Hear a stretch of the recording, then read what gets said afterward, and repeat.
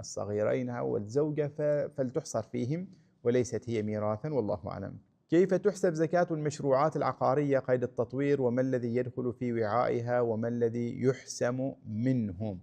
هنا المشاريع التي تكون قيد التطوير العقاري، نحن نعلم أن هناك قد يكون الشخص الذي يشتغل بهذه القضايا قد تكون لديه سيولة مالية، قد تكون لديه مشاريع مكتملة وهو يعرضها للبيع، قد تكون لديه مشاريع غير مكتملة هي في قيد التطوير العقاري في أي مرحلة، ربما كانت في بعض الأحيان لا تزال في الأسس، ولربما كانت جدرانا فحسب، ولربما شارف هو على الفراغ منها والانتهاء.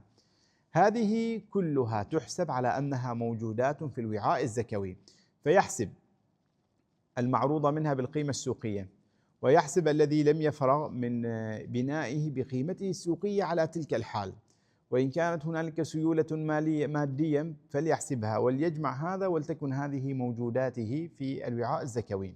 في الوقت ذاته إن كانت عليه ديون ومطالبات أو رواتب عاملين لديه، أو هناك بطاقات يراد منه في ذلك الشهر أن يدفعها وأن ينهيها، فمثل هذه البطاقات والديون المتحققة عليه يحسمها، فتكون المطلوبات ينقص منها يعني الموجودات ينقص منها المطلوبات، والناتج يقسم على 40، وما يظهر له بعد ذلك هو الزكاة الواجبة عليه، والله تعالى أعلم. كان هذا آخر الأسئلة في هذا اللقاء.